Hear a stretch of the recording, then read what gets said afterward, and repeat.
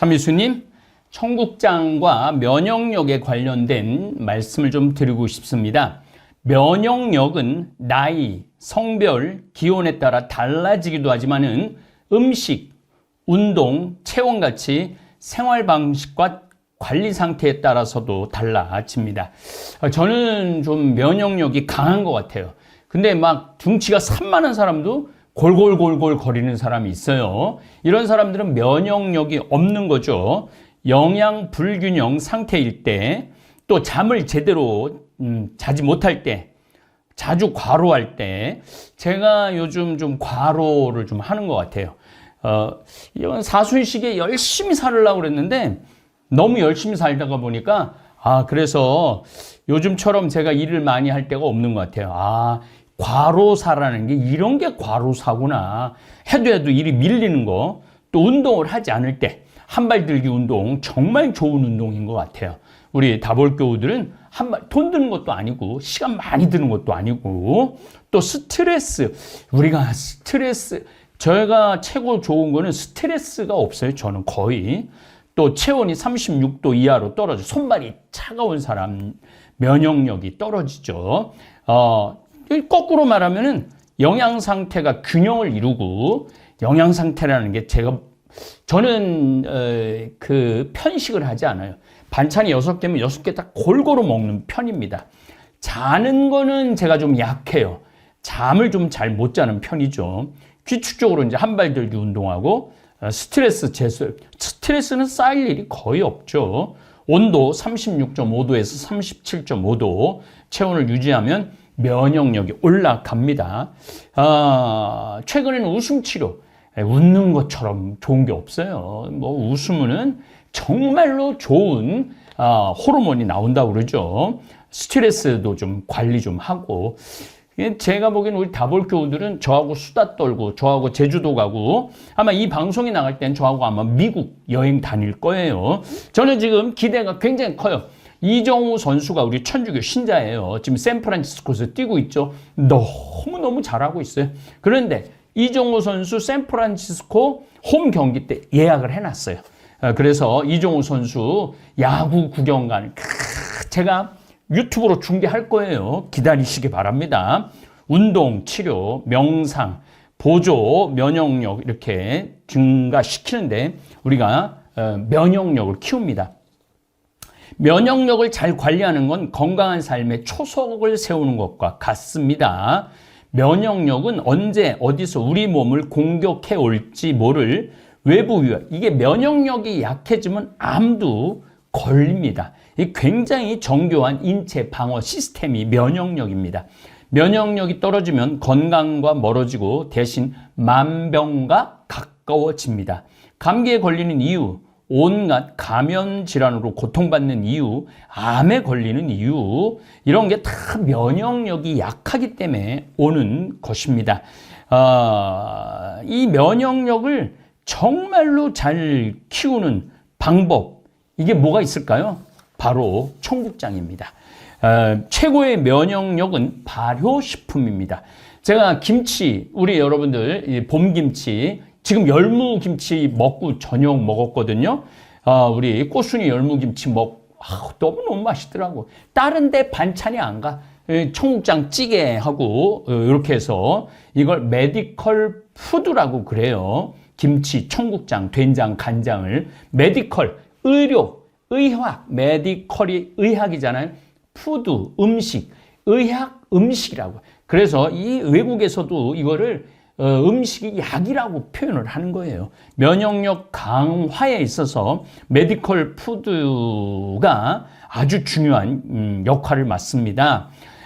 그래서 이 메디컬 푸드, 의료 음식은 몸속 면역 세포들의 기능을 활성화시켜서 면역력 향상에 도움을 줍니다. 우리 면역 세포 중 70%가 장에 있어요. 장에. 그래서 장이 건강해야 된다는 거예요. 장 건강은 면역력과 직결되고 장 건강에 있어서 유산균, 제가 말씀드린 납두균, 유산균도 좋고 바실러스균도 있고 납두균도 있죠. 근데 우리 청국장에는 납두균이 많습니다. 좋은 효과를 발휘하죠. 우리 몸의 유산균은 해로운 유산균, 이로운 유산균, 이 몸에 좋은 걸 프로바이오틱스라고 그럽니다. 몸에 이로운. 근데 청국장을 먹으면은 몸에 이로운 유산균 75, 25를 다 100으로 만들어 주는 거예요. 그래서 최근 그 납두균, 유산균의 최고는 김치, 된장, 청국장, 한국 발효식품으로 세계 시장에 주목을 받고 있어요. 그래서 제가 청국장 3개로, 물론 된장은 이제 또 우리가 프로젝트를 진행하고 있는데 너무나 좋습니다. 혈압을 낮추고 암을 예방하며 노화를 방지하는 것이죠. 사람의 장에는 100조 마리의 세균이 살고 있어요. 우리 장 안에는. 그 중에서도 몸에 좋은 균인 비피두스균과 유산균이 존재합니다. 유산균보다 더 좋은 게 납두균이라고 그러죠.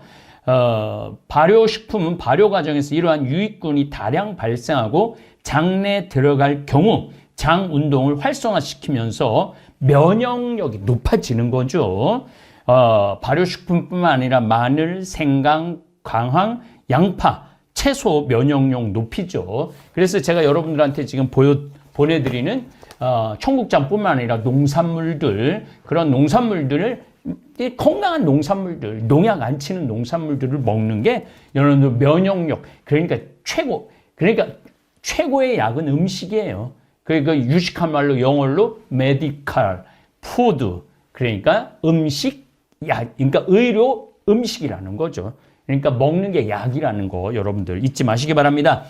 제가 지금 댓글이 끝도 없이 올라오고 있어요. 제가 읽어드리는 이유는 이러한, 그러니까 간증이지, 간증. 청국장 간증. 저희 가족 3명인데 아들과 저는 코로나 안 걸리고 남편은 감기보다 더 가볍게 하고 지나갔습니다. 코로나 걸려서 힘들어하는 주위 분들이 많았는데 청국장. 그러니까 청국장 하면 바이러스에 굉장히 강할 수 있어요. 여성 후 이지잔. 고맙습니다. 제가 고사님 아들 많이 사다 주어서요. 몸 많이 좋아졌어요. 신부님 중국의 친언니 또 보내주어서 아주 좋아합니다. 그 다음에 소 이사벨라. 이분은 아주 우리 팬입니다. 신부님 안녕하세요. 건강 특강 잘 들었습니다. 정말 산만의 기적 맞는 것 같아요. 저도 갑자기 어지럼증이 찾아와 병원 검사 다 해봤는데 이거는 내가 한번 읽어드린 것 같은데 청국장 열심히 먹고 올 1월부터 몇 시간씩 반일 출근하고 있어요. 물론 뱃살도 2kg 이상 빠졌고요. 아무래도 기적의 청국장 가루 맞는 것 같아요. 또 SP 대레사, 이분은 나이가 80이 넘은 분이래요. 댓글을 보니까 참미예수님, 황신부님 하루 24시간을 72시간만큼 요긴하게 사용하시어 다볼교우들에게 많은 지식을 전해주시느라 바쁜 시간을 보내십니다. 지구 살리기, 농사 짓는 땅 살리기, 건강 챙기기로 유기농 농사와 청국장 생산으로 많은 사람들의 건강을 챙겨주시는 만인의 의사 역할을 하십니다. 저도 2000년 가을부터 지금까지 청국장 가루와 생청국장 구입해서 잘 먹고 몸도 많이 좋아졌습니다. 80이 넘은 분인데 너무 건강하게 산다고 감사의 글을 올렸어요. 김인옥, 청국장 가루와 생청국장은 저에게도 기적이에요. 무기력하고 어지럽고 운전도 두려워서 못하고 밖을 거의 나가지 못하고 생활했는데 생청국장, 청국장 가루 한 달에 2kg로 조금 안 되게 식사 대용으로 먹었더니 신기하게도 머리도 맑아지고 두려움도 없어져서 운전도 가까운 거리는 가끔 합니다. 변비는 기본이고요. 머리가 맑아지는 거는 저에게 기적입니다. 3만 원의 기적. 김두선님, 3만 원의 기적은 손가락 꼽기가 모자르지요. 저희 남편과 주변 지인들께 좋은 점 잘 가르쳐 드렸더니 열심히 사서 드십니다. 스틱을 사서 먹는 방법을 가르쳐서 사서 드시게 합니다. 남편은 변비, 알러지, 비염 다 나았고요. 무좀, 봄 되면 손톱 부서지는 것도 다 나았어요. 피부도 뽀샤샤해졌고요. 3만 원치 약으로 어떻게 다 나올 수 있을까요? 청국장 가루뿐이죠. 오늘 우리 형님, 큰형님도 만났는데 저보러 머리가 엄청 많이 났다고 깜짝 놀라더라고요. 뭐해서 났느냐고. 네, 청국장 먹는다고 그랬어요. 자, 이어서 생청국장 비빔밥 만들어 먹는 법 나갑니다. 잘 시청하시고 도움 많이 받으시고 생청국장 많이 만들어서 드시면 면역력 굉장히 좋아집니다.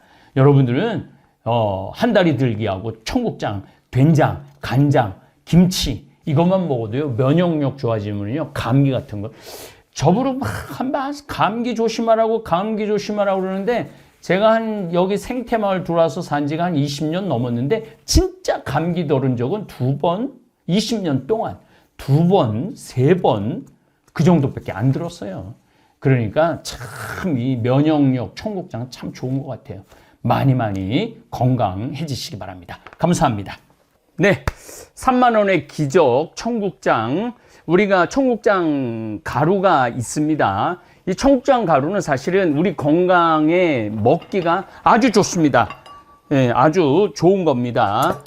그런데 사실은 청국장 가루가 제일 먹기 간편하고 좋은데 이 청국장의 참 맛을 느끼려면은 생청국장을 이렇게 비벼 먹으면 돼요. 자, 이거 보세요. 이게 생청국장입니다. 생청국장, 생태마을 생청국장 간을 안 해서 여러분들 집에 보냅니다. 그래서 생청국장 요거 아주 맛있게 비벼 먹는 비법을 알려드리도록 하겠습니다. 생청국장을 우리가 얼려서 보내요. 여러분들 집에. 그런데 6, 7, 8월은 정말 우리가 보내기가 어려워요. 그래서 4월, 5월 요 2달에 미리 주문을 하세요.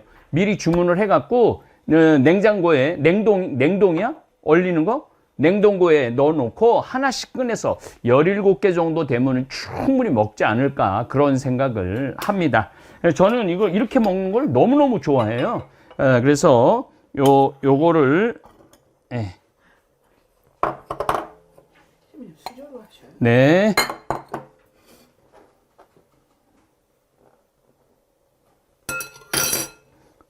하고 요거를 좀 자박자박하게 개야 되거든요. 다시마, 무, 그 다음에 멸치, 팥뿌리 요렇게 해서 육수를 만드시면 돼요. 그래갖고 육수를 이렇게 부시면 좀 자박자박 해줘야 돼요. 너무 많이 물을 부으면 안 됩니다. 좀 자박자박하게 해갖고 이 육수를 많이 붓네. 상관없어요. 육수를 많이 부어도. 근데 자박자박하게만 하면 돼요. 많이 부으면 상관없어. 여기 청국장 많으니까 이 청국장 좀 더 하면 되지. 자, 네. 이 청국장을 하고 요게 새우입니다. 새우인데 여러분들 구할 수 있으면 육젓을 하세요.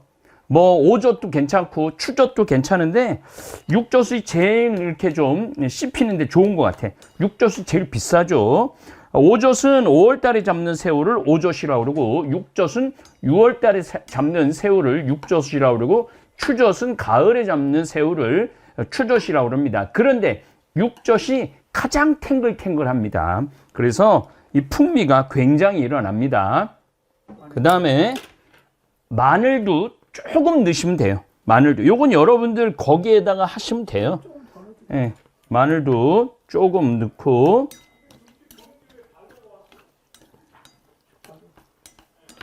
그 다음에 이제 고춧가루가 이게 아주 중요합니다. 고춧가루 한 스푼 좀 더 넣어도 될 것 같아요.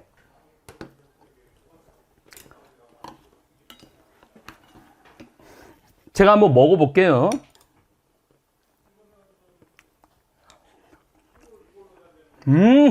어우, 맛있어. 짜기는 엄청 맛있는데. 이 정도면은 한 가족이 먹을 수 있는 양이에요. 한 가족이. 밥을 넣습니다.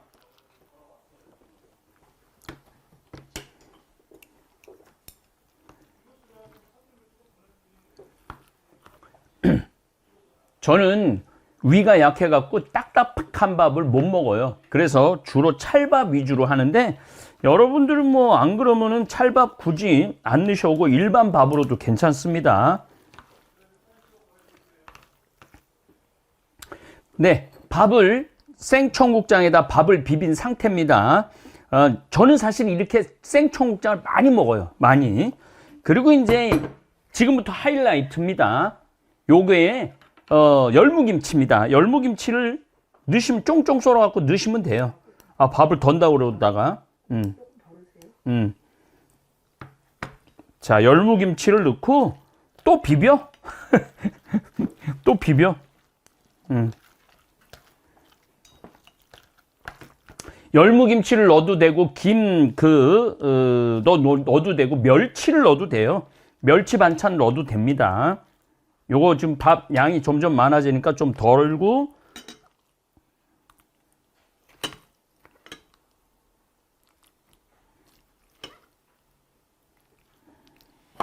그리고 저는 여기다가 시래기를 좋아합니다. 시래기도 넣어요. 그게 청국장 비빔밥이 되는 거지. 내가 보기엔 저기 비행기 안에서 세계 최고의 음식은 우리나라 한국 비빔밥이라고 그러는데 이 밥을 이길 수가 없어요. 자, 그리고 우리 평창의 아주 특산물 곤드레인데 사실은 이것도 총총 썰으면 좋아요. 한 2cm, 1cm로 곤드레도 넣습니다. 그래서 이렇게 먹으면은 고초균이라고 이게 우리 몸에 장까지 이게 살아 돌아가요. 그래서 제가 여러 가지 논문을 보고 자료를 보니까 한의사 선생님들이 결정적인 거는 청국장 찌개로 먹는 것보다 생청국장을 비벼서 먹는 거는 더 좋다고 그래요. 거기다가 아주 유명한 암 정말 기가 막히게 잘 고치는 한의사 선생님은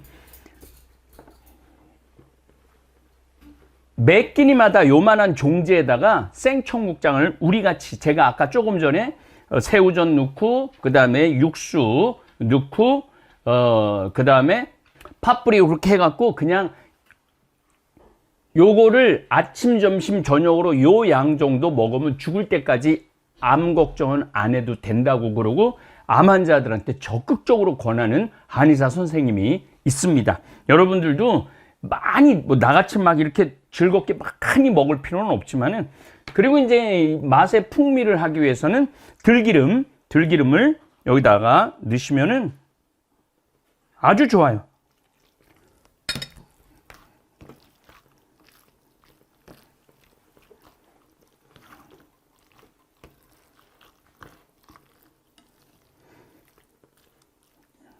자, 요렇게 맛있게 비벼지는 거예요. 제가 한 숟갈 먹도록 하겠습니다. 나만 먹어도 된다 사실은. 자, 제가 먹도록 하겠습니다.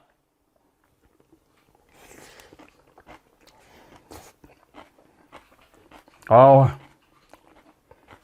진짜 맛있어요. 와,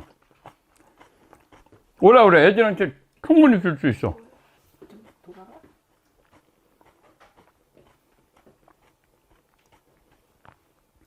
이게 꿀떡이야. 떡이 넘어가는 거야. 김 실장 와서 먹어봐. 이거 절대 위선적으로 말하면 안 된다. 네. 자, 이리 와서 먹어봐.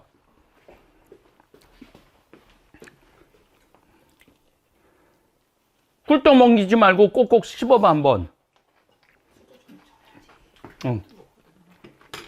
이리 와. 소감을 얘기를 해봐. 위선적으로 말하지 말고. 진짜 고소하니 찌개용 청국장에 콩알이 씹혀서 너무 맛있습니다. 그렇지? 네. 우리 그래 신부님도 진실을 말하셔야 돼요. 네, 저 거짓말 안 합니다. 한번 드셔보셔. 근데 애초에 사실 냄새랑 이미 좋아갖고. 한번 드셔보세요. 네. 네. 맛이 너무 맛있어요. 그렇지. 기가 막히지. 안 짠데요? 이리 와. 니네들도 숟가락 더 갖고 와. 여기 있어요. 얘네 2명 있는데 뭐 하나씩. 그래. 이것도 비빈 거야, 새 거야. 자, 우리 매조. 네. 윤조인데 내가 매조라고 불러요. 말이야. 먹어봐. 로즈마리. 확 떠서. 이게 생청국장이라고 저기에서 그런데 맛있어. 맛있지? 네. 그냥 이거 촬영한다고 그냥 하지 말고. 진짜 맛있어요. 진짜 맛있지? 맛이 완전히 확 당기지. 고소하고. 좋아. 또 종원이 이리 와. 너도 먹어봐. 딱 떠서 먹어봐. 딱 떠서. 야, 너는 아주 제대로 먹는다. 나물, 곤드레하고 쓰레기하고 뭐. 어때? 거부감 하나도 없지? 네. 청국장 냄새가 안 나고 아, 그렇지. 진짜 고소하고 계속 들어갈 것 같습니다. 그렇지? 아니, 채대리도 와서 먹어봐. 숟가락 갖고 와. 이거야. 이거 비빈 거야. 어. 그냥 이걸로 해줄게. 이거 내가 이제 비비기만 한 거야. 채대리도 먹어봐. 우리 미남 채대리가 먹어봐.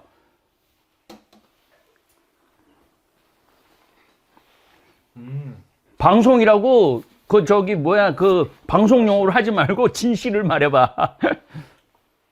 정말 청국장 냄새가 하나도 안 나고요. 진짜 완전 콩에다가 이렇게 밥이랑 비벼가지고 비빔밥 먹는 그렇지. 정말로 고소하고 이게 세계 최고의 밥이야. 정말로 저는 제가 이제 된장도 그렇고 청국장을 평소에 잘 못 먹었거든요. 그래? 좀 심하고 그래가지고 역해하게 느낌이 들고 그랬어가지고 잘 못 먹었는데 정말로 하나도 그런 게 없고 거부반응이 없지. 네. 그러니까 여러분들 우리 다볼사이버 교우들 이렇게 해서 가족이 먹으면은요 정말로 행복하게 드실 수 있어요. 여기에 저는 그 뭐 이렇게 반찬들이 있는 거 쫑쫑쫑 써는 게 제일 중요해요. 쫑쫑쫑쫑 썰어 갖고 드시면은 아주 건강한 식을 먹고 기분이 좋아요. 기분이. 그래서 생청국장 비빔밥 많이 드시기 바랍니다. 요거 한 덩어리에 3,000원인데 네 식구가 먹으면은 진짜 배불리 먹을 수 있어요. 요렇게 해갖고 날김에 싸서 먹어도 풍미가 아주 더합니다. 여러 가지 먹는 방법이 있어요. 이제 제가 미국 갔다 오면은 요리 경연대회를 할 거예요. 그러면은 여러분들이 아까 3,000원 얘기하다 말았는데 3,000원짜리 하나면은 충분히 네 식구가 정말로 왕 같은 요리를 해서 드실 수 있습니다. 많이들 애용하시기 바랍니다. 오늘 청국장 찌개 맛나게 끓이는 법에 대한 말씀을 드리겠습니다. 사실은 때를 잘 미는 것도 면역력 키우고 운동의 한 가지라는 생각을 합니다. 저는 3남 1녀의 막내로 태어났습니다. 막내로 태어나서 때를 별로 민 적이 없어요. 왜냐하면 내 어렸을 때 기억으로는 머리 감겨주고 발 닦여주고 세수해준 건 누나가 많이 했어요. 누나가 많이 했고 아버지하고 목욕을 참 많이 다녔어요. 그리고 아버지 회사에 목욕탕이 있었는데 그 1970년대 때는 그 아버지 회사 목욕탕을 자식들한테 오픈을 해줬어요. 그래갖고 일주일에 한 번 정도 아버지 회사 가면은 아버지하고 이제 퇴근길에 이제 하여튼 아버지하고 목욕을 많이 갔어요. 그럼 어렸을 때는 아버지하고 이렇게 목욕을 가면은 아버지가 목욕 많이 밀어주셨어요. 아버지하고 80대까지도 이렇게 아버지도 목욕을 굉장히 좋아하세요. 우리 어머니도 목욕을 좋아하세요. 그래갖고 아버지 어머니 모시고 온천을 참 많이 다녔어요. 온천을 가면 아버지하고 가는데 80이 된 아버지인데도 제 등을 꼭 밀어주셨어요. 그럼 아버지 제가 밀으면 괜찮다고 나는 내가 밀 수 있다고. 그리고 이제 중학교 때부터 이렇게 관절염이 안 좋으니까 목욕탕 가면 주로 세신사들한테 제가 때를 밀었죠. 그러니까 이제 제가 때를 미는 경우는 그래서 잘 안 씻어요. 제가 목욕은 좋아하는데 씻지를 않아요. 그래서 그런데 이제 내가 요즘 다니는 목욕탕에 세신사가 바뀌었어요. 그전에는 세신사가 잘 때를 밀었는데 좀 마음에 안 들더라고. 때 미는 것 같기도 하고 안 미는 것 같기도 하고 안 미는 것 같기도 하고 미는 것 같기도 해갖고 오늘은 내가 한번 때를 밀어봐야 되겠다. 그래서 제가 때를 밀었는데 굉장히 힘들더라고요. 발가락이며 뭐 여기저기 이렇게 해보니까 와, 그 때를 그 등은 내가 못 밀었지만은 다른 데를 다 정성껏 밀어보니까 와, 땀도 나고 운동, 신경 이게 스트레칭이 되더라고. 때를 밀어보니까. 목욕을 정성껏 해도 면역력에 도움을 많이 줍니다. 그래서 열탕하고 냉탕하고 한 7번만 오고 왔다 갔다 해도 굉장히 면역력이 좋아진다고 그래요. 지난주에 면역력에 대한 말씀드렸죠. 우리 장 안에는 100조의 유익균, 유해균이 있는데 이 100조 장의 이 균들이 우리의 몸을 건강하게 유산균, 우리는 또 납두균이라고 그러죠. 청국장 가루는 그러한 것들. 그래서 여러분들 때를 미는 것도 제가 보기에는 운동이라는 생각을 많이 해요. 때를 미는 것도. 그래서 제가 좀 생각을 바꿔서 앞으로는 청국장도 열심히 먹지만 목욕도 이제 이게 지금 요거 때 미국에 가 있을 건데 미국에 가서도 때도 제가 한번 열심히 밀어보려고 마음 먹고 있습니다. 여러분들도 목욕 기회가 되면은 가셔서 냉탕, 온탕, 냉탕, 온탕. 보통 묵주기도 5단 또 어떨 때 10단 정도 목욕탕에서 해요. 그러면은 또 한 2단은 열탕에서 있고 1단은 냉탕에서 있고 또 2단은 열탕에서 있고 1단은 냉탕에서 있으면은 굉장히 몸에 생기가 돋아나는 것을 느낄 수 있습니다. 윤선옥, 우리 베트남, 이제 인도네시아로 발령이 났다고 그래요. 황 신부님, CEO이신 신부님, 투명적이신 사업 경영자이신 황창현 베네딕토 신부님, 참 어지러운 현 시점에서 신부님 같으신 분 최고의 인생 동반자이십니다. 저는 코로나 때 스스로 발굴 찾아서 청국장 가루 덕분에 신부님 알게 되어 저에게 지혜로움, 저를 보호하시네요.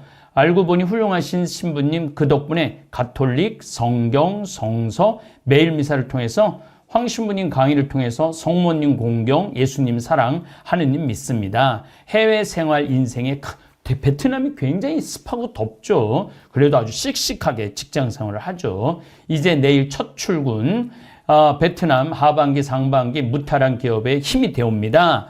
청년들의 희망 메시지 몸으로 머리로 청년들 힘내세요. 저도 신부님 알게 되어 천주교 길에 줄 섰네요. 저 때문에 세례 받는 분들이 굉장히 많아요. 뭐 절에 다니다가도 세례를 받고 교회 다니다가도 세례를 받고 아예 신앙 없는 분들도 세례를 받고 있죠. 저는 영적으로도 세례를 주고 싶고 육적으로도 건강 세례 주고 싶습니다. 윤술, 요즘 물가 너무 오르는데 청국장 가루라도 편안히 먹을 수 있게 해주셔서 너무 감사드려요. 저는 정말로 청국장 가격 올릴 생각이 없습니다. 나중에 제가 중국 그 책을 보니까 700년 장사라는 책이 있는데 그걸 읽어보니까 최고 오래된 가게가 1300년 됐더라고요. 그리고 유명한 만두 가게 거기도 거의 100년 동안 가격을 안 올렸다고 그러더라고요. 그런 신념으로 저도 살고 싶어요. 최상분, 청국장 가루 최고예요. 저도 광고 많이 하고 제가 사서 선물도 했답니다. 너무 맛있고 콩알은 간식으로 최고 여행할 때 운전할 때 먹으면 최고. 이 영옥 신부님 이발하시니 정말 10년은 젊어 보여. 머리가 많이 나서 더 젊어 보여요. 그전 여기 그냥 뻥 뚫렸거든요. 저희 가족과 언니, 조카 모두 청국장 잘 먹고 있습니다. 감사합니다. 가을엔 김장도 부탁드릴게요. 저도 김장 최고로 맛있는 거 여러분들 준비해드리겠습니다. 서은이, 저는 청국장 가루 2주 만에 받았네요. 곤드레 나물과 신부님 카드까지 잘 받았어요. 너무 기분이 짱이랍니다. 그래서 제가 곤드레도 보내드리고 그 다음에 이제 명이나물도 보내드리고 이제 토마토도 보내드리고 양배추도 보내드리고 지금 약혼 보내드리고 있죠. 신막달레나 신부님 감사합니다. 청국장 가격 올리지 않아 주시는 덕분에 오랫동안 계속 잘 먹고 있습니다. 거의 7년 8년 전부터 먹고 있습니다. 라면도 뭐 라면이 아니라 우리 국민들이 잘 먹는 것도 300원인가 뭐 올렸더라고요. 요새는 뭐 치킨도 올리고 그래요. 김마리아 신부님 축하드립니다. 항상 감사드리며 매일 저녁이면 청국장 가루 먹으며 번을 순조롭게 봅니다. 5년 됩니다. 변비약 졸업 앞으로 열심히 먹을 겁니다. 감사드리고 사랑합니다. 이 한 알 청국장 참 좋아요. 이렇게 한번 해보심도 권합니다. 아침마다 양배추, 사과, 당근, 레몬 적당히 먹을 만큼 드시면 아침마다 시원하답니다. 이렇게 또 하면 되는 법, 먼저 레몬 음양물 만들어 먼저 마시고 다음에 꼭꼭 씹어 드시면 15년 회춘합니다. 자, 이제 우리 그레 신부님이 지금 진행할 거예요. 우리 음식 경연대회 할 거예요. 청국장, 찌개 경연대회, 생청국장, 비빔밥 경연대회, 우리 된장로 요리하는 경연대회 할 겁니다. 그래서 여러분들 많이 참가해 주시고 레시피를 일단 이메일로 먼저 보내면은 이메일로 저희들이 심사를 할 거예요. 그래서 요리가 교수님도 심사위원으로 위촉할 겁니다. 그날 축제를 보냈으면 좋겠어요. 혜영, 신부님 저도 청국장가루 꾸준히 먹고 당뇨가 있는데도 나쁜 콜레스테롤이 전혀 없고 피가 깨끗해서 의사 선생님이 놀라셨어요. 머리카락도 빠지지 않아 머리숱이 예전보다 많아졌고요. 효과 톡톡히 보고 있습니다. 그래서 이웃들에게 많이 홍보하고 있답니다. 잼만님, 저는 과민성 대장염에다 방광염 때문에 고생했었는데 청국장가루 섭취 후 건강이 좋아졌어요. 청국장가루 최고입니다. 홍영애 신부님 반갑습니다. 홍마리안나입니다. 저는 유방암, 방광암 3번 수술했고 요관암 수술, 직장암 수술 1번 했습니다. 머리가 다 빠졌는데 청국장 가루 먹고 머리가 났습니다. 신부님께서도 청국장 가루 드셔서 머리가 나고 회춘하신 걸로 알고 있습니다. 하느님께 감사드립니다. 신부님 가슴 많이 아프셨지요. 숨도 쉴 수가 없으셨을 것입니다. 대단하신 줄 알았지만 하느님께서 알아서 해주실 겁니다. 아마 이제 그 비상계엄 때문에 그랬던 것 같아요. 사랑합니다. 이렇게 암으로 고생하는 분들도 많이 건강을 찾더라고요. 그래서 저는 댓글에 청국장이나 팔아라 그런 말을 해도 하나 그런 거에 개념치 않습니다. 이런 응원의 글, 또 후원의 글 이렇게 해주는 거 읽을 때마다 보람을 느끼고 요즘 청국장 주문이 폭발적으로 늘어나고 있어요. 그래서 제2공장 아주 잘 가동되고 있습니다. 찌개 맛있게 끓이는 법 시청하시기 바랍니다. 감사합니다. 자, 이제 청국장 찌개 맛있게 끓이는 법, 쌀뜨물이 기본 베이스면 아주 좋습니다. 안 그러면은 다시마, 그 다음에 멸치 육수, 팥뿌리 같은 거 여러분들 집에서 육수 내서 먹는 비법들 좀 있으시죠? 그렇게 해갖고 물을 끓이고 제일 먼저 넣는 거는 물을 제일 먼저 넣는 게 좋아요. 물을 좀 제일 먼저 넣고 양파는 맨 마지막에 넣고 물을 좀 먼저 넣고 그리고 여러분들이 이 생청국장 찌개를 할 때 청국장이 아주 그 군내가 나면은 그거를 부패균, 부패취라고 그럽니다. 썩는 거예요. 썩는 거예요. 그래서 요게 납두균, 고초균 요게 최대로 올라가는 타임이 있어요. 그게 보통 32도에서 35도 사이에서 18시간에서 20시간 사이에 최고로 많이 나와요. 그 타임에 빼야 돼요. 그 타임에. 자, 이게 이제 어느 정도 그러면은 그 다음에 넣는 거는 호박입니다. 많은 사람들이 신부님 모르는 것 같은데 너무 잘한다고 그러는데 아니 이거를 300억씩 파는 사람인데 이거를 안 하면 말이 안 되지. 그래서 호박하고 무하고 두부하고 청국장하고는 이게 음식이 케미가 기가 막히게 맞는 거예요. 그래서 이렇게 해서 드시면은 아주 풍미가 아주 좋습니다. 이제 김치, 묵은 김치를 넣으면 참 좋아요. 묵은 김치를 넣어도 좋고 묵은 총각김치 요거 넣어도 너무 좋아요. 우리 김치는 이게 유산균 덩어리예요. 저는 정말 요것만 먹어도 너무 행복하더라고. 그리고 요 레시피를 우리가 꽃순이한테 준 거예요. 그래서 꽃순이 사장님이 와, 신부님은 이렇게 까다롭게 재료를 엄선하는 걸 잘 처음 봤대요. 그래서 꽃순이도 자기네들 이 기존의 그 레시피는 없앤대. 그 우리 걸로, 우리 레시피로만 한대. 그래서 자, 김치 넣습니다. 어우, 맛있죠. 이 맛은 신부님도 한번 드셔보세요. 너무 맛있어. 유산균 덩어리예요. 너무 맛있어. 근데 이 맛을 내는 게 천연 재료를 써야 돼. 그러지 않으면 이 맛을 못 내. 그리고 청국장에 있는 납두균은 100도 상태에서도 이 균은 죽지 않아요. 청국장에. 그러나 맨 마지막에 넣으셔야 돼요. 요건 제가 강의 때 또 말씀드리도록 하겠습니다. 지금부터는 이제 간으로 들어갑니다. 양파 넣고 버섯도 좀 넣으면 좋아요. 버섯도 좀 넣고, 예, 마늘을 좀 넣도록 하겠습니다. 재료는 뭐든지 좀 자신 있게 넣어야 돼. 그래야지 맛이 나.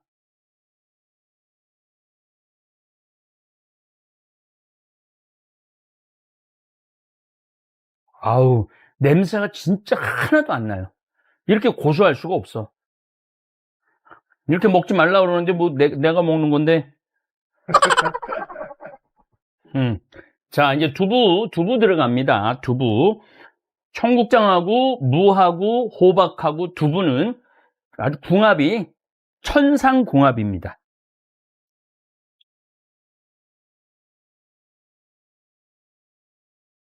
지금 밍밍하거든. 한번 드셔보세요. 이제 요게 이제 새우젓으로 이제 간을 하고 지금 밍밍해요. 드시면은.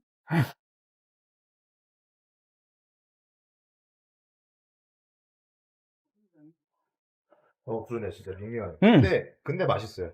그런데도 맛있지? 맛있어요. 신기하지? 이미 맛있어. 고춧가루를 좀 넣도록 하겠습니다.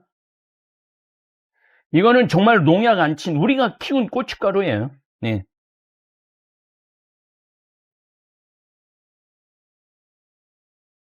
요런 것도 먹으면 또 맛이 또 달라져. 그렇지. 요런 건 좀 걷어내면 좋아요. 요런 거는. 요게 텁텁하거든요. 위에 뜨는 것들은, 이제 새우젓으로, 예, 간을 좀 하면은, 여긴 내가 또 신의 한 수가 있어요. 요 맛을 기가 막히게 살리는 신의 한 수가 있어요.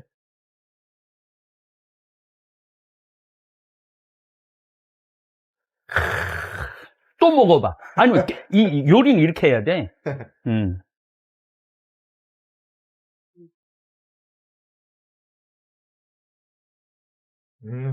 확 달라졌지. 달라졌어요. 예.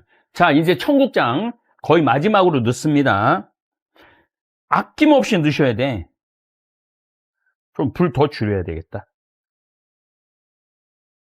밑번에도 그냥 막. 아니야, 이게 자박자박 해야 돼. 그래야지 맛있어.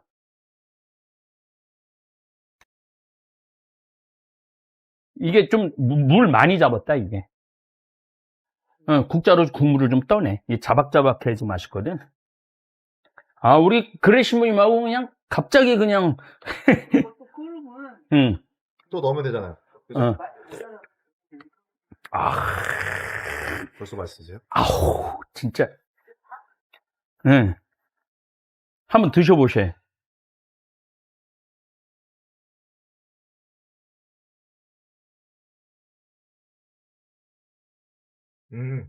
맛있어요. 좀 맛있지? 맛있어요. 자, 이제 파 들어갑니다. 예, 파가 들어갑니다. 그리고 저는 마지막으로는 우리 간장으로 간을 봐요. 간장으로. 그럼 진짜 맛있어요. 지금 약간 아직도 근데 슴슴해요. 먹어봐. 점점 기가 막혀져. 오묘해. 맛있다. 그렇지? 네. 싱거워요. 싱거워요. 아직도, 그래. 싱거워요. 아직 신의 한 수가 있다니까. 소금 안 넣어도 돼. 자, 우리 간장 넣습니다. 이 간장이 신의 한 수야. 간장이 신의 한 수야. 내가 만드는데도 이렇게 맛있어.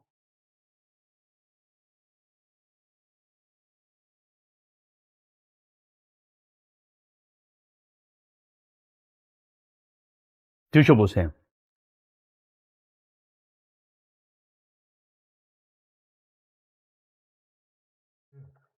이제 맛이 나죠? 네, 맛이 좀? 나요, 진짜. 맛있다. 어우, 진짜 맛있는데? 나는 이제 마지막 신의 한 수입니다. 된장을 마지막으로 넣습니다. 우리 된장이죠. 원래 청국장 할 때 된장이 조금 들어가요? 조금 넣어주면은 좋아, 아주. 근데, 난 사실 청국장 끓이는 거 처음 봐요. 맨날 먹을 줄만. 네, 먹을 줄만 알지. 네. 된장이 이제. 자, 이거 봐봐. 이렇게 청국장이 많이 잡혀야 돼. 이거 국물 많이 잡은 거야. 좀 줄이고.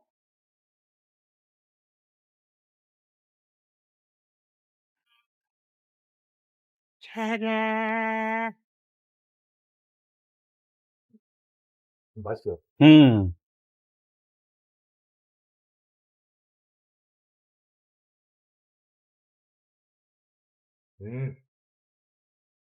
기가 막힙니다. 요건 좀 국물을 좀 많이 잡았습니다. 국물을 훨씬 덜 잡아야 돼. 그래야지 맛있어. 저도 자박자박한 게 맛있어요. 이렇게 건더기 많이 있는 거. 청국장 콩 많이 들어간 거. 이게 맛있는.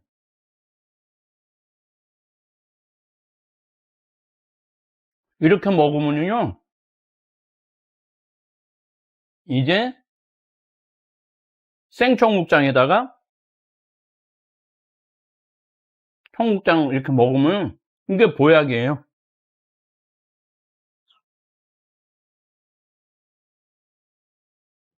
맛있어요. 맛있지? 진짜 맛있어요. 담백하고, 네.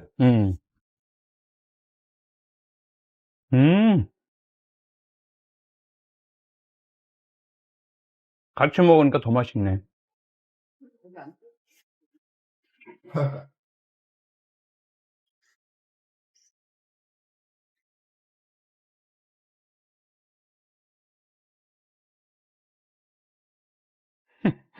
뜨거워. 뜨거워. 뜨거워. 진짜 맛있어요. 음. 진짜 맛있어요. 냄새 하나도 안 나지? 전 냄새 나는 것 때문에 청국장 원래 잘 안 먹었어요. 근데 우리 청국장 진짜 그런 냄새 안 나요. 청국장 냄새, 고전 냄새 나고 너무 맛있어요. 아우, 좋다. 진짜 좋다. 이거 다 먹을 수 있어요. 어떻게 내가 이렇게 잘 끓이지? 이거 진짜 시켜 먹어야지. 시켜 먹어. 네. 저는 이렇게 이 아래에 있는 거 같죠. 이렇게 이제 호박하고 이렇게 해서 먹으면은, 맛있어. 김치하고 호박하고, 이제 두부하고 해서 먹으면은, 두부의 맛이, 이게 배갖고, 이 마지막으로 내가 된장을 넣는 게, 된장이 두부에 살짝 배면은, 맛이 기가 막히거든. 이렇게 먹으니까 진짜 맛있어. 그럼, 음식은 열이야. 너무 맛있어. 온도가 일정해야지 맛있어. 그래서 막 이렇게 좋은 그릇에다. 그럼, 그래서, 이 방자 그릇을 쓰는 거야.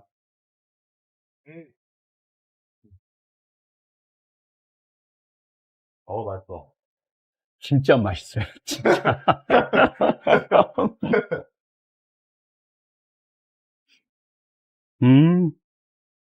냄새도 안 나고. 얼마나 고소해.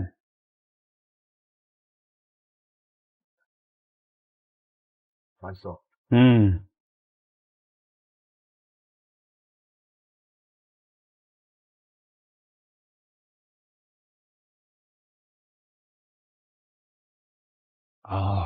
이렇게 깔끔할 수가 없어.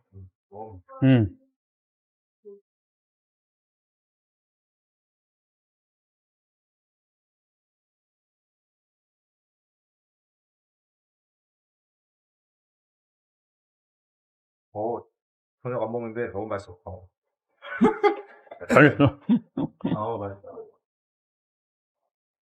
아, 너무 맛있다. 음. 진짜 끓이면서 먹으니까 너무 맛있다. 그러면서, 아,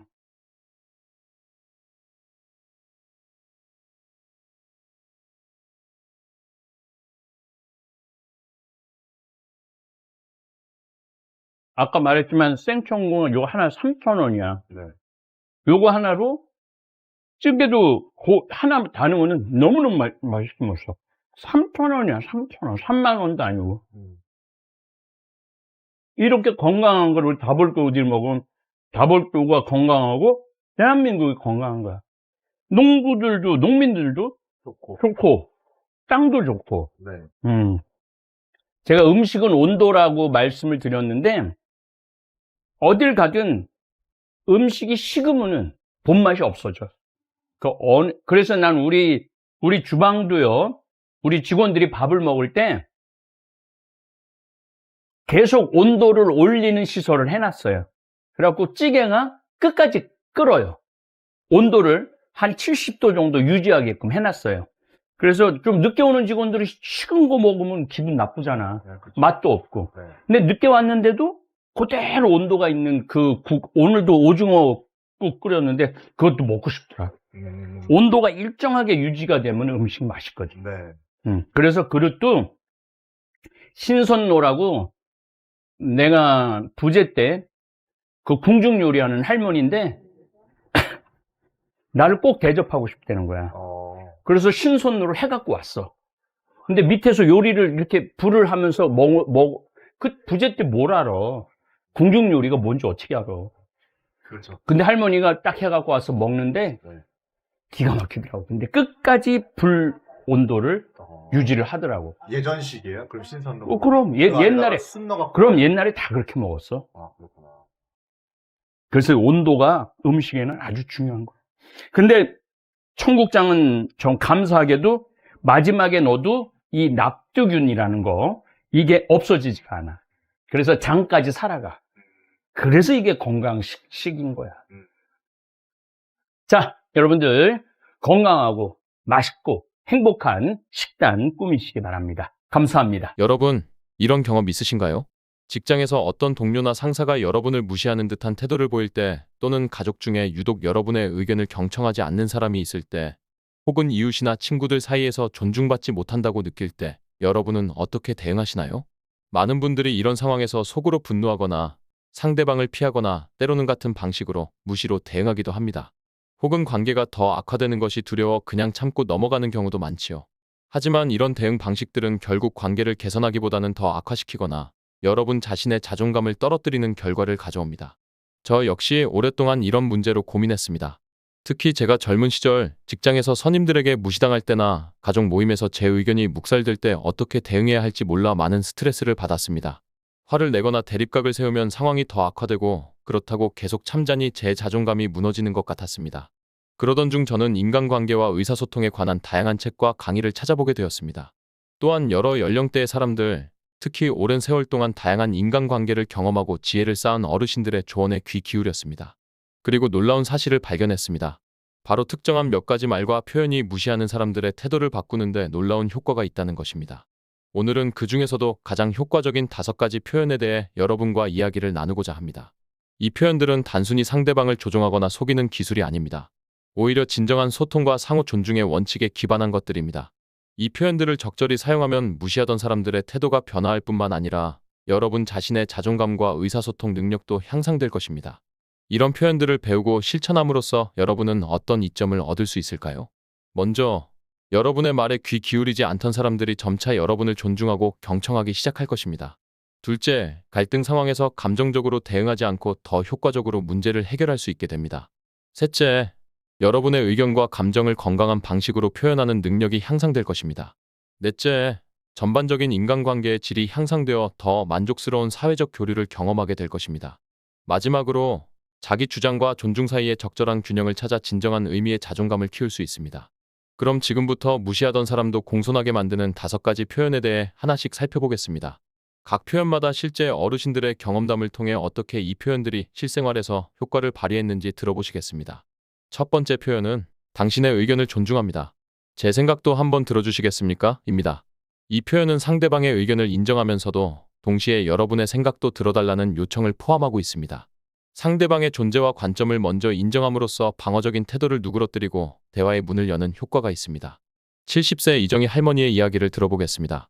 저는 40년 넘게 결혼 생활을 해오면서 남편과의 의사소통에 많은 어려움을 겪었습니다. 제 남편은 전통적인 가부장적 사고방식을 가진 사람이라 가정 내 모든 중요한 결정은 자신이 내려야 한다고 생각했어요.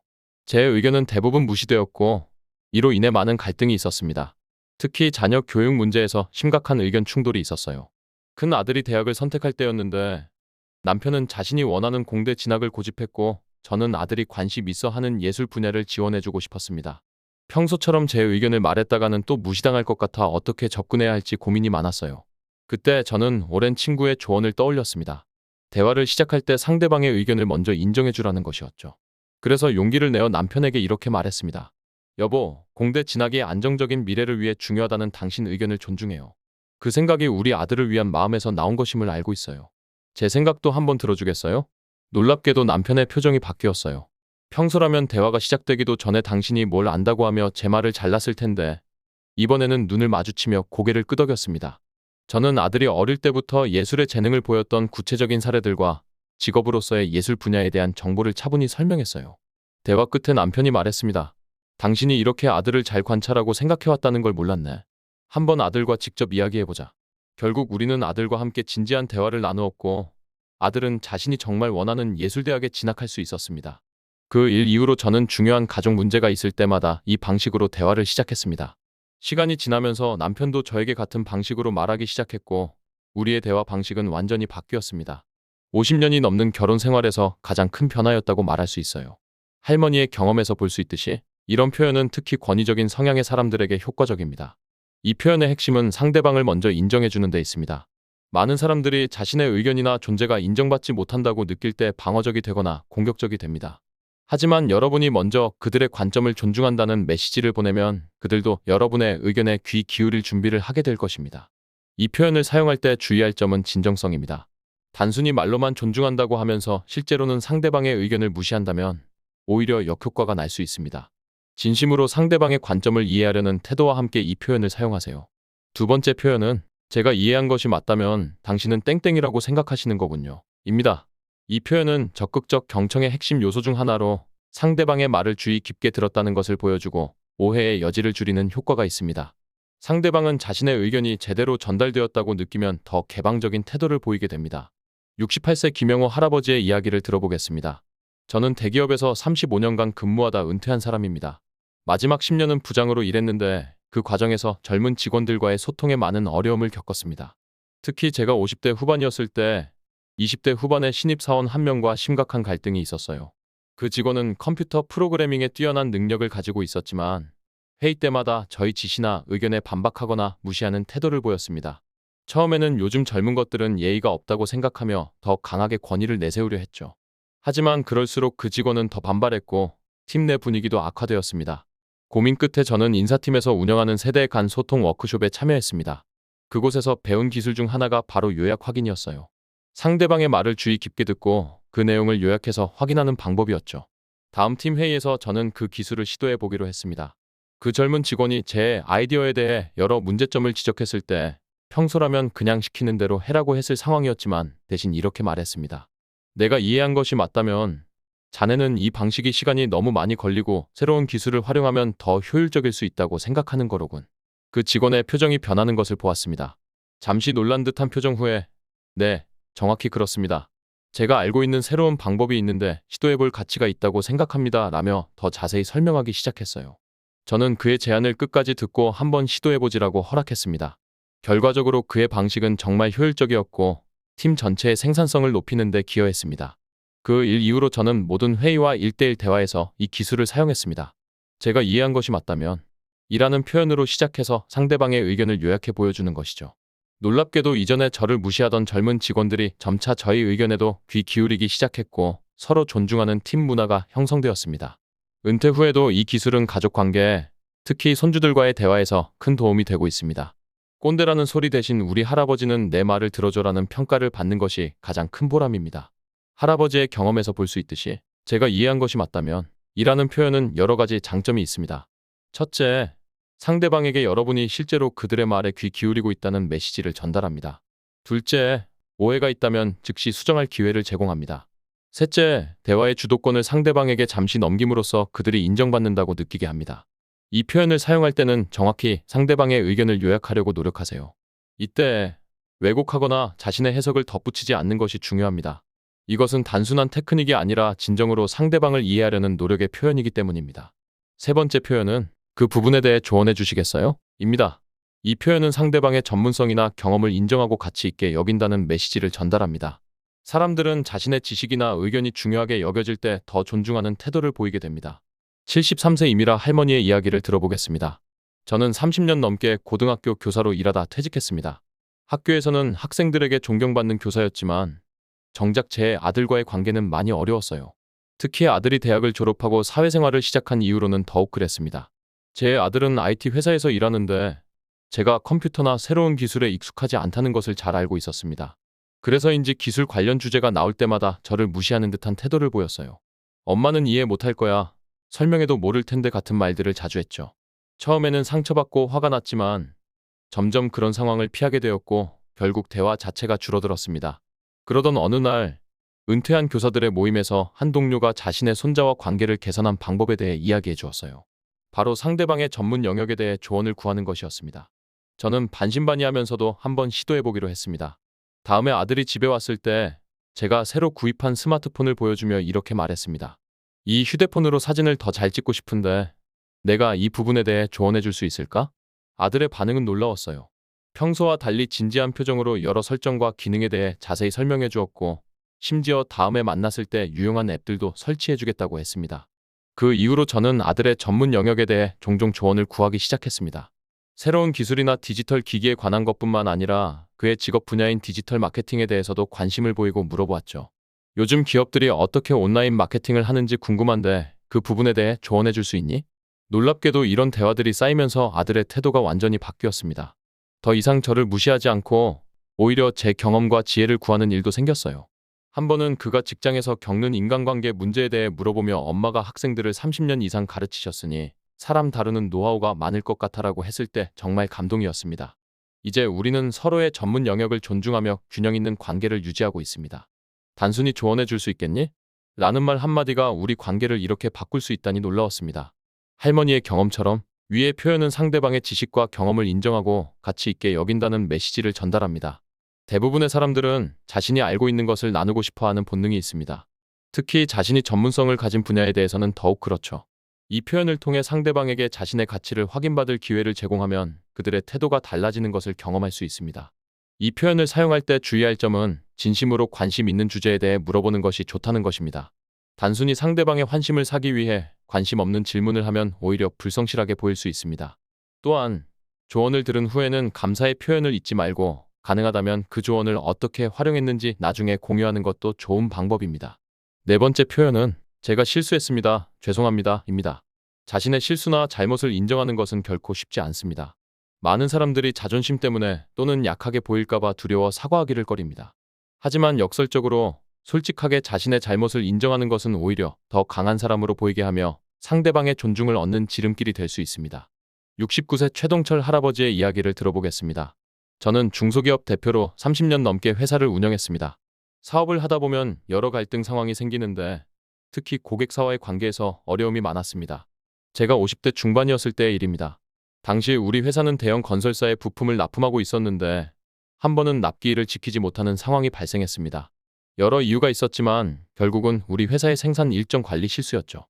건설사의 담당자는 30대 초반의 젊은 과장이었는데 이 일로 크게 화를 내며 저희 회사를 무시하는 발언을 했습니다.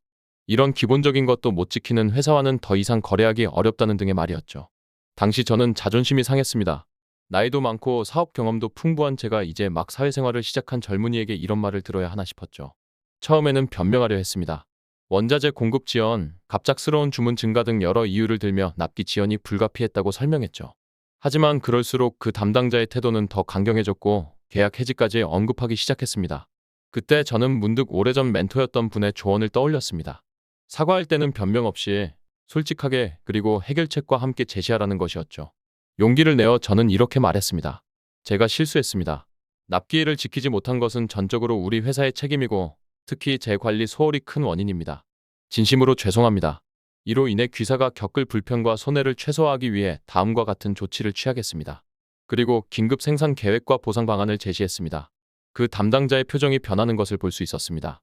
잠시 침묵 후 그는 이렇게 솔직하게 말씀해 주셔서 감사합니다. 함께 해결 방안을 찾아보자라고 말했습니다. 예상과 달리 그는 제가 제안한 해결책에 협조적인 태도를 보였고 결국 계약 해지 없이 문제를 해결할 수 있었습니다. 그 이후로 저는 사업 현장에서 실수가 발생할 때마다 이 원칙을 지켰습니다. 변명하거나 책임을 전가하지 않고 솔직하게 제가 실수했습니다. 죄송합니다라고 말하는 것이죠. 놀랍게도 이런 태도는 오히려 고객사나 직원들로부터 더 큰 신뢰와 존중을 얻게 했습니다. 특히 젊은 세대들이 이런 솔직한 사과를 높이 평가한다는 것을 알게 되었습니다. 은퇴 후 지금도 이 원칙은 제 일상생활, 특히 가족관계에서 큰 도움이 됩니다. 손주들에게도 할아버지가 실수했을 때 솔직하게 인정하고 사과하면 아이들도 똑같이 솔직해지는 것을 볼 수 있습니다. 할아버지의 경험에서 알 수 있듯이 위 표현은 참으로 놀라운 힘을 가지고 있습니다. 자신의 잘못을 인정하는 것이 약점을 드러내는 것이라고 생각하는 사람들이 많지만 실제로는 그 반대입니다. 자신의 실수를 인정할 수 있는 용기와 정직함은 오히려 강인한 성격과 진정한 리더십의 표현으로 받아들여집니다. 무시하는 사람들도 이런 솔직한 태도 앞에서는 존중하는 마음을 갖게 됩니다. 이 표현을 사용할 때 몇 가지 주의할 점이 있습니다. 첫째, 진심으로 사과해야 합니다. 형식적인 사과는 오히려 상황을 악화시킬 수 있습니다. 둘째, 사과 후에는 가능한 빨리 해결책이나 개선 방안을 제시하는 것이 좋습니다. 셋째, 같은 실수를 반복하지 않도록 노력해야 합니다. 계속해서 같은 일로 사과한다면 신뢰를 잃게 될 것입니다. 다섯 번째 표현은 당신 덕분에 많이 배웠습니다. 감사합니다. 입니다. 진심 어린 감사의 표현은 인간관계에서 가장 강력한 도구 중 하나입니다. 특히 상대방의 기여나 도움을 구체적으로 인정하고 감사할 때 그 효과는 더욱 커집니다. 72세 윤미영 할머니의 이야기를 들어보겠습니다. 저는 대학 행정실에서 30년 넘게 근무하다 퇴직했습니다. 제가 50대 후반이었을 때 새로운 학과장이 부임했는데 그분은 40대 초반의 젊은 교수였습니다. 처음부터 그 교수님은 저를 포함한 행정실 직원들을 무시하는 듯한 태도를 보였어요. 행정직원들은 교수의 지시를 따르기만 하면 된다는 식의 발언도 종종 했습니다. 특히 저와의 관계는 더 어려웠습니다. 제가 오랜 경험으로 행정 절차에 대해 조언을 드리면 낡은 방식이라며 일축하곤 했죠. 하지만 곧 그 교수님은 대학의 복잡한 행정 시스템에 부딪히게 되었고 여러 문제가 발생했습니다.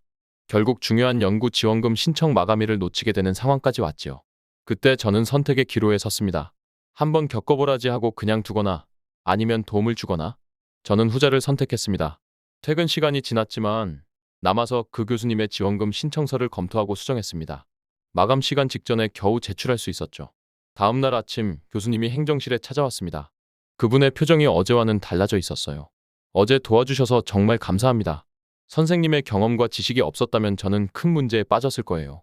라고 말씀하셨습니다. 저는 그 순간을 놓치지 않고 이렇게 대답했습니다. 교수님, 사실 제가 교수님 덕분에 많이 배웠습니다. 교수님께서 제안하신 새로운 데이터 관리 방식이 실제로 효율적이라는 것을 알게 되었어요. 감사합니다. 그 말을 듣자 교수님의 표정이 완전히 바뀌었습니다. 놀란 표정 후에 미소를 지으시더군요. 정말요? 제 방식이 도움이 되었다니 기쁩니다. 라고 말씀하셨어요. 그 이후로 우리의 관계는 완전히 달라졌습니다. 교수님은 더 이상 행정직원들을 무시하지 않았고 오히려 우리의 의견을 존중하고 물어보기 시작했습니다. 저는 이 경험을 통해 큰 교훈을 얻었습니다. 사람들은 자신의 기여가 인정받을 때 존중하는 태도를 보인다는 것이죠. 그 후로 저는 누군가로부터 배운 것이 있을 때마다 당신 덕분에 많이 배웠습니다. 감사합니다라고 구체적으로 표현하기 시작했습니다. 이 작은 습관이 제 인간관계를 크게 개선했고 이전에 저를 무시하던 사람들과도 상호 존중하는 관계를 맺을 수 있었습니다. 할머니의 경험에서 볼 수 있듯이 위의 표현은 상대방의 자존감을 높여주고 상호 존중의 관계를 만드는데 큰 역할을 합니다. 이 표현의 핵심은 구체성과 진정성입니다. 영혼 없이 그냥 감사합니다 라고 말하는 것보다 무엇에 대해 감사한지, 어떤 점을 배웠는지 구체적으로 언급하는 것이 효과적입니다. 또한 이 표현은 상대방뿐만 아니라 여러분 자신에게도 긍정적인 영향을 미칩니다. 다른 사람에게서 배울 점을 찾고 감사를 표현하는 습관은 더 열린 마음과 성장 지향적인 태도를 갖게 합니다. 결국 이런 태도는 여러분을 더 존경받는 사람으로 만들어줄 것입니다. 지금까지 우리는 무시하던 사람도 공손하게 만드는 5가지 표현에 대해 살펴보았습니다. 이 표현들의 공통점은 무엇일까요? 바로 상대방을 존중하고 인정하는 마음이 담겨 있다는 것입니다. 사실 우리가 무시당한다고 느낄 때 자연스러운 반응은 똑같이 상대방을 무시하거나 화를 내는 것입니다. 하지만 그런 대응은 상황을 더 악화시킬 뿐입니다. 반면 이 5가지 표현은 그런 악순환을 끊고 상호 존중의 선순환을 만들어냅니다. 이 표현들을 효과적으로 사용하기 위한 몇 가지 추가 조언을 드리겠습니다. 첫째, 말의 내용뿐만 아니라 어조와 표정, 몸짓도 또한 중요합니다. 존중하는 마음이 담긴 말이라도 냉소적인 어조나 적대적인 몸짓으로 전달된다면 효과가 없을 것입니다. 둘째, 일관성이 중요합니다. 한번 이런 표현을 써봤다고 즉시 관계가 개선되지 않을 수 있습니다. 꾸준히 실천할 때 진정한 변화가 일어납니다. 셋째, 이 표현들은 조작이나 아첨의 도구가 아니라 진정한 소통과 상호 존중의 방법임을 기억하세요. 진심이 담겨 있을 때가 가장 효과적입니다. 또한 자신의 경계도 분명히 하는 것이 중요합니다. 존중과 공손함이 자신의 가치나 원칙을 포기하는 것을 의미하지는 않습니다. 오히려 건강한 관계는 서로의 경계를 인정하고 존중할 때 형성됩니다.